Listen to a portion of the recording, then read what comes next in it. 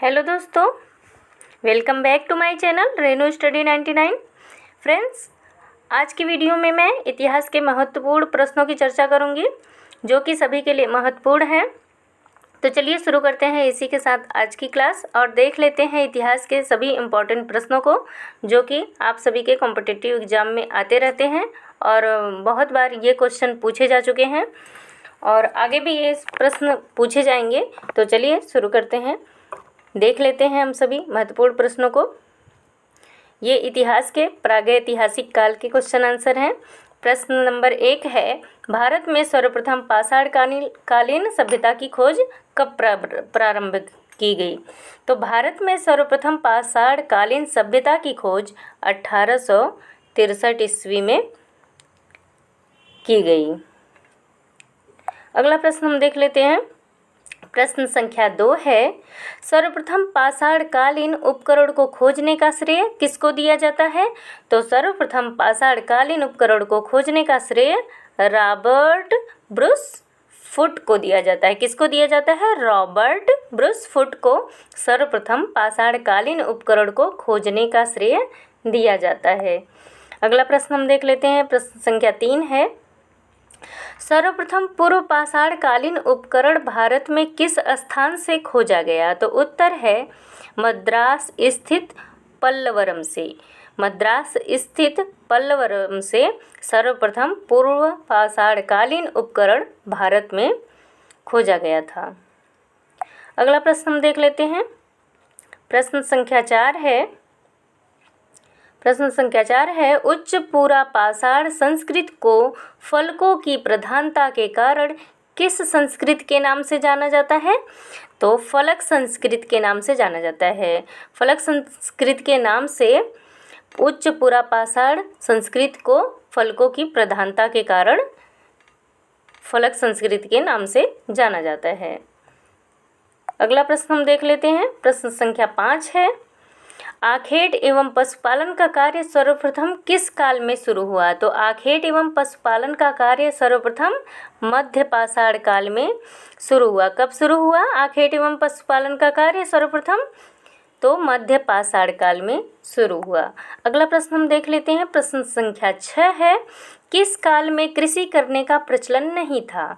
तो उत्तर है मध्य पाषाण काल में कृषि करने का प्रचलन नहीं था। किस काल में कृषि करने का प्रचलन नहीं था? तो मध्य पाषाण काल में कृषि करने का प्रचलन नहीं था।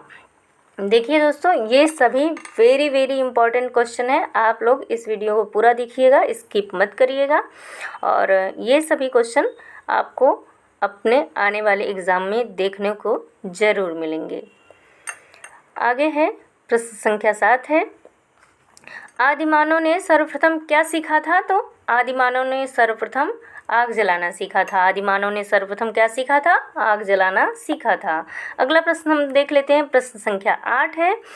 तो चलिए देखते हैं प्रश्न संख्या 8 क्या कहता है। आग का आविष्कार कब हुआ? तो देखिए दोस्तों, आग का आविष्कार पूरा पाषाण काल में हुआ। अगला प्रश्न हम देख लेते हैं। प्रश्न संख्या 9 है, आदिमानव ने सबसे पहले पालतू किसे बनाया था? तो आदिमानव ने सबसे पहले कुत्ते को पालतू बनाया था। आदिमानव ने सबसे पहले कुत्ते को पालतू बनाया था। अगला प्रश्न हम देख लेते हैं, मानव ने सर्वप्रथम किस धातु का प्रयोग किया? तो मानव ने सर्वप्रथम तांबा धातु का प्रयोग किया। मानव ने सर्वप्रथम किस धातु का प्रयोग किया? तांबा धातु का प्रयोग किया। अगला प्रश्न हम देख लेते हैं। प्रश्न संख्या 11 है, नवपाषाण युग का प्रमुख औजार क्या था? उत्तर है नवपाषाण युग का प्रमुख औजार पत्थर की कुल्हाड़ी थी। क्या थी नवपाषाण युग की का प्रमुख औजार क्या था? पत्थर की कुल्हाड़ी थी। अगला प्रश्न हम देख लेते हैं। प्रश्न संख्या 12 है, सिंधु घाटी सभ्यता क्यों प्रसिद्ध थी? क्यों देख लेते हैं भाई, क्यों प्रसिद्ध थी सिंधु घाटी की सभ्यता? तो सिंधु घाटी की सभ्यता सुनियोजित नगर योजना हेतु प्रसिद्ध थी। किसके कारण सिंधु घाटी की सभ्यता प्रसिद्ध थी? तो सुनियोजित नगर योजना हेतु सिंधु घाटी की सभ्यता प्रसिद्ध थी। अगला प्रश्न हम देख लेते हैं। प्रश्न संख्या 13 है, सिंधु घाटी सभ्यता के लोगों का प्रमुख व्यवसाय क्या था? तो चलिए शुरू करते हैं। सिंधु घाटी की सभ्यता के लोगों का प्रमुख व्यवसाय कृषि था। क्या था? सिंधु घाटी सभ्यता के लोगों का प्रमुख व्यवसाय कृषि था। आगे हम देख लेते हैं। प्रश्न संख्या 14 है, सिंधु घाटी के निवासियों की प्रमुख फसल क्या थी? तो सिंधु घाटी के निवासियों की प्रमुख फसल जो थी जौ तथा गेहूं था। उनकी प्रमुख सिंधु घाटी के निवासियों की प्रमुख फसल जौ तथा गेहूं था। आगे हम देख लेते हैं। प्रश्न संख्या 15 है, सिंधु घाटी सभ्यता का सर्वाधिक पूर्वी एवं पश्चिमी पुरस्थल कौन कौन सा है? तो उत्तर है क्रमशः आलिमगीरपुर जो कि मेरठ उत्तर प्रदेश में तथा सुत कांगेडोर बलूचिस्तान में। ये दोनों क्या है? सिंधु घाटी सभ्यता का सर्वाधिक पूर्वी एवं पश्चिमी पूरा स्थल है। आगे हम देख लेते हैं। प्रश्न संख्या 16 है, हड़प्पा सभ्यता के बारे में सबसे पहले जानकारी किसने दी? तो हड़प्पा सभ्यता के बारे में सबसे पहले जानकारी चार्ल्स मैनस ने 1826 ईस्वी में दी। कब दी चार्ल्स मैनस ने हड़प्पा सभ्यता के बारे में सबसे पहले जानकारी? 1826 ईस्वी में। प्रश्न संख्या 17 है, मोहनजोदड़ो हड़प्पा की पुरातात्विक खुदाई के प्रभारी कौन थे?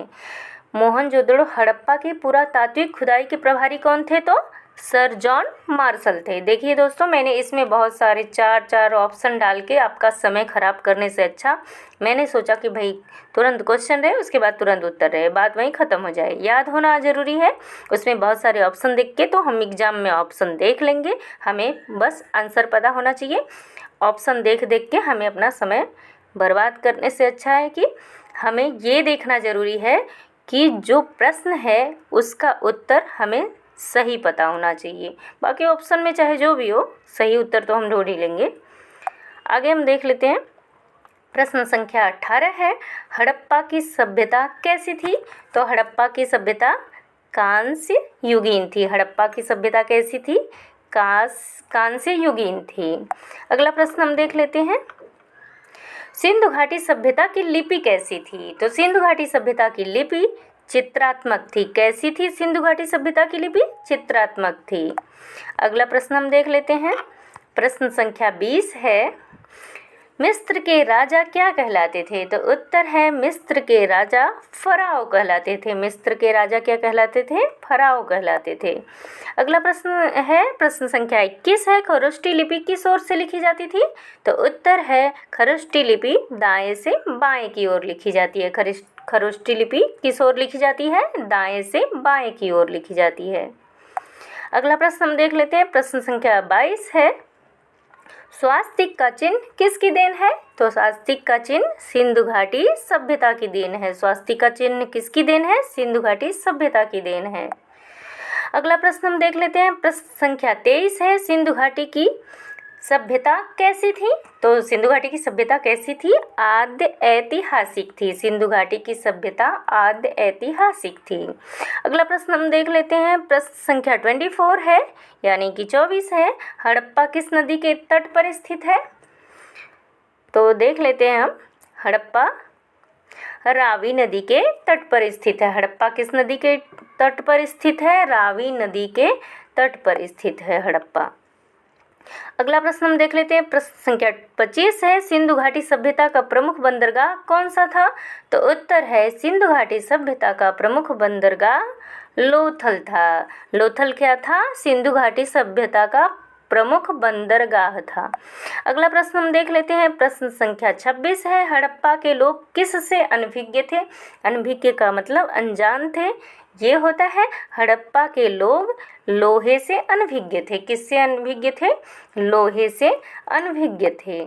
अगला प्रश्न हम देख लेते हैं। प्रश्न संख्या 27 है, सिंधु घाटी सभ्यता का सर्वमान्य काल क्या था? तो उत्तर है सिंधु घाटी सभ्यता का सर्वमान्य काल 2500 से 1750 ईस्वी पूर्व का था। ये ईस्वी पूर्व का है। 2500 से 1750 ईस्वी पूर्व का है। अगला प्रश्न है, मोहनजोदड़ो कहाँ है? तो मोहनजोदड़ो पाकिस्तान में है। मोहनजोदड़ो कहाँ है? पाकिस्तान में है। अगला प्रश्न हम देख लेते हैं। प्रश्न संख्या 29 है, मोहनजोदड़ो की खोज किसने की? तो उत्तर है मोहनजोदड़ो की खोज राखलदास बनर्जी ने की। राखलदास बनर्जी ने क्या किया? मोहनजोदड़ो की खोज की। अगला प्रश्न हम देख लेते हैं। प्रश्न संख्या 30 है, नर्तकी की कांस्य मूर्ति कहाँ से मिली? तो नर्तकी की कांस्य मूर्ति मोहनजोदड़ो से मिली। मोहनजोदड़ो से क्या मिली? नर्तकी की कांस्य की मूर्ति मिली। आगे हम देख लेते हैं। प्रश्न संख्या 31 है, अमरी संस्कृति कहाँ पनपी? तो उत्तर है अमरी संस्कृति बलूचिस्तान में पनपी। अमरी संस्कृति कहाँ पनपी? बलूचिस्तान में पनपी। प्रश्न संख्या 32 है, सिंधु घाटी सभ्यता की सबसे बड़ी इमारत कौन सी है? तो सिंधु घाटी सभ्यता की सबसे बड़ी इमारत मोहनजोदड़ो का अन्नागार है। मोहनजोदड़ो का अन्नागार सिंधु घाटी सभ्यता की सबसे बड़ी इमारत है। अगला प्रश्न हम देख लेते हैं। प्रश्न संख्या 33 है, हड़प्पा संस्कृति की बहुसंख्यक की मुहरें किससे निर्मित है? तो हड़प्पा संस्कृति की बहुसंख्यक की मुहरें सेल खड़ी से निर्मित है। सेल खड़ी से क्या निर्मित है? हड़प्पा संस्कृति की बहुसंख्यक की मुहरें निर्मित है।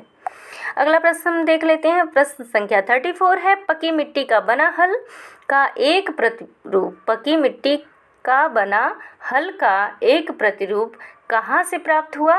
तो बनावली से प्राप्त हुआ। बनावली से क्या प्राप्त हुआ? पकी मिट्टी का बना हल का एक प्रतिरूप, जो कि बनावली से प्राप्त हुआ। अगला प्रश्न हम देख लेते हैं। प्रश्न संख्या 35 है, मोहनजोदड़ो से मिला प्रमुख स्मारक कौन सा है? तो मोहनजोदड़ो से मिला प्रमुख स्मारक बृहत स्नानागार है। बृहत मतलब बड़ा होता है, बड़ा स्नानागार। बृहत स्नानागार मोहनजोदड़ो से प्रमुख स्मारक के रूप में मिला। अगला हम देख लेते हैं। प्रश्न संख्या 36 है, हड़प्पीय शिलों का सर्वाधिक प्रचलित प्रकार कौन सा है? तो उत्तर है बेलनाकार, जो कि हड़प्पीय शिलों का सर्वाधिक प्रचलित प्रकार क्या है? बेलनाकार है। आगे है प्रश्न संख्या 37 है, मेसोपोटामिया आधुनिक नाम क्या है? इराक है। मेसोपोटामिया का आधुनिक नाम इराक है। मेसोपोटामिया जो कि आधुनिक नाम इराक से क्या आशय है? तो दो नदियों के बीच की भूमि। मेसोपोटामिया से इसका आशय है दो नदियों के बीच की भूमि। अगला प्रश्न हम देख लेते हैं। प्रश्न संख्या 38 है, हड़प्पा की खुदाई किसके नेतृत्व में हुई? तो हड़प्पा की खुदाई दयाराम साहनी के नेतृत्व में 1921 में हुई, ईस्वी में हुई। कभी कभी पूछ लेता है कि हड़प्पा की खुदाई किसके नेतृत्व में हुई? तो ऑप्शन में दयाराम साहनी देगा और बाकी के तीनों ऑप्शन और रहेंगे। पता रहना चाहिए कि आपको हड़प्पा की खुदाई किसने की। और कभी कभी सिर्फ सन पूछ लेता है कि हड़प्पा की खुदाई किस ईस्वी में हुई, तो आपको ये सन भी याद होना चाहिए कि 1921 ईस्वी में हड़प्पा की खुदाई हुई, जो कि किसके नेतृत्व में हुई? दयाराम साहनी के नेतृत्व में हुई। आगे हम देख लेते हैं। प्रश्न संख्या 39 है, सिंधु घाटी के लोग किसकी पूजा करते थे? तो उत्तर है सिंधु घाटी के लोग मातृ देवी की पूजा करते थे। किसकी पूजा करते थे? सिंधु घाटी के लोग मातृ देवी की पूजा करते थे। अगला प्रश्न है, ये इस वीडियो का आखिरी प्रश्न है। ये सभी जितने भी प्रश्न थे ये बहुत ही इम्पॉर्टेंट थे, आप लोग इसको ज़रूर देखिएगा। और ये क्वेश्चन हमें जीके के रूप में जानना भी ज़रूरी है, और ये आपके क्वेश्चन में एग्ज़ाम में आते रहते हैं। तो प्रश्न संख्या 40 है, जो कि इस वीडियो का आखिरी प्रश्न है, हड़प्पा सभ्यता में प्राप्त मुहरें किससे निर्मित थी?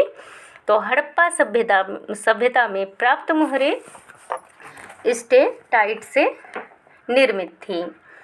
तो फ्रेंड्स, आज की वीडियो में इतना ही। वीडियो अच्छी लगी हो तो please like, share and subscribe my channel Renu study 99।